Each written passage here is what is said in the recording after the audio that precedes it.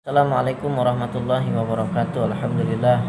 Allahumma shalli ala sayyidina Muhammad wa ala alihi washabihi ajma'in. Teman-teman sekalian yang dirahmati oleh Allah, kali ini kita akan membicarakan tentang bahayanya doa orang-orang yang terzalimi. Oleh karena itu berhati-hatilah terhadap doa orang yang terzalimi. Ya, maksudnya timbal balik dari perbuatan kita juga sebenarnya ya. Barang siapa yang berbuat baik maka kebaikannya untuk diri sendiri. Ya, barang siapa yang berbuat jahat sesungguhnya dia berbuat jahat untuk dirinya sendiri. Jadi zalim itu teman-teman terbagi dua. Ada zalim kepada diri sendiri dan ada juga zalim terhadap orang lain. Zalim terhadap diri sendiri itu maksudnya yang pertama ya, dia tidak menunaikan kewajibannya kepada Allah Subhanahu wa taala. Contohnya seperti sholat, menunaikan zakat, berpuasa di bulan Ramadan, berhaji bagi yang mampu, padahal dia cukup dari segi materi dan fisiknya kuat untuk dapat menunaikan ibadah haji, tetapi dia tidak mau. Itu dia zalim terhadap dirinya sendiri ya. Kemudian tidak mau bekerja, otomatis tidak bisa menafkahi dirinya sendiri untuk bisa makan ya, punya tempat tinggal yang layak dan lain sebagainya. Kemudian ada juga zalim yang sifatnya kepada orang lain. Contohnya dia berhutang sama orang, tetapi ketika ditagih dia tidak mau membayar hutangnya. Ini termasuk zalim kepada orang lain ya. Kemudian zalim kepada alam, contohnya membuang sampah sembarangan ya. Kemudian menebang pohon tanpa izin ya, yang otomatis nanti dampaknya ketika curah hujan kuat sekali, deras, bisa terjadi tanah longsor atau kebanjiran dan menimpa ke orang banyak. Mudaratnya menjadi besar. Kemudian kezaliman kepada orang lain yang lainnya adalah menfatwakan suatu hukum tanpa dasar ilmu, mengajarkan sesuatu ya tanpa dasar ilmu. Ini berbahaya juga. Bisa-bisa orang salah, misalkan sholat kita ngajarkan salah, hati-hati. Maka orang yang mengerjakan sholat tidak sah, dampaknya diakibatkan oleh apa yang kita ajarkan kepada dia. Jadi hati-hati, apalagi khususnya ilmu agama.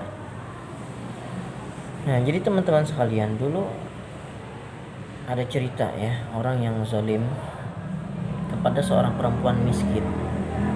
Jadi perempuan miskin ini punya rumah di samping kerajaan. Ya, namanya kerajaan pasti istananya megah, indah ya, ada tamannya gitu, ada air mancurnya mungkin ya.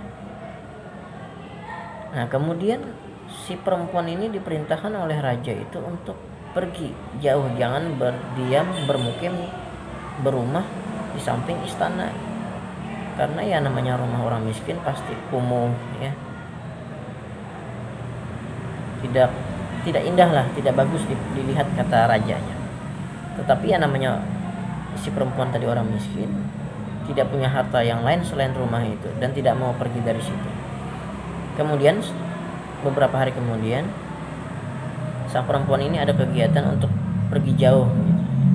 Ada satu kegiatan apa gitu, harus pergi jauh meninggalkan rumah, dan ternyata rumahnya diroboh oleh si raja itu, si raja yang zalim itu. Kemudian setelah dia pulang, si perempuan tadi melihat dan menangis. Ternyata rumahnya hancur nih. Dan menangis dan merenung, kemudian berdoa, ya Allah, turunkanlah junudan minas sama, tentara-tentara Engkau ya Allah dari langit untuk menghancurkan kezaliman raja ini. Ya, namanya doa orang terzalimi itu tidak ada dinding teman-teman ya, la hijaban antara dia sama Allah, dan doanya didengar oleh Allah Subhanahu wa taala. Keesokan paginya menjelang sore, sang perempuan itu duduk di hadapan istana, di muka istana. Kemudian raja dan para pengawalnya lewat dan bertanya sambil tertawa, mengejek kepada si perempuan itu, ngapain kamu nunggu duduk santai di muka istana saya? Apa kata si perempuan? Saya menunggu Allah Subhanahu wa taala merobohkan rata istana Anda. Sambil mengoceh dan mengejek, dia tertawa si raja itu dengan para prajuritnya. Maghrib tiba, ternyata malam dan pagi tiba, semua istananya sudah rata dengan tanah, dikabulkan oleh Allah Subhanahu wa taala. Ini bersumber daripada hadis baginda Rasulullah sallallahu alaihi wasallam, dan ini pastilah benar sesuai wahyu Allah Subhanahu wa taala. Nah, oleh karena itu teman-teman, janganlah kita berbuat zalim kepada orang lain, ya. Dan jangan berbuat zalim kepada diri kita dan kepada sesama makhluk Allah lainnya. Siapapun dia, berlakulah baik, ya. Insya Allah kebaikannya kembali kepada diri kita juga. Hanya ini yang dapat saya sampaikan. Video ini saya buat agar kita waspada, jangan sampai berbuat zalim, dan karena doanya orang zalim itu tidak terdinding, ya, dan akan menimpa kepada orang yang berbuat zalim itu, sebagaimana cerita yang saya ceritakan tadi. Terima kasih teman-teman atas perhatiannya. Mohon maaf jika ada kesalahan kata. Akhir kata, wassalamualaikum warahmatullahi wabarakatuh.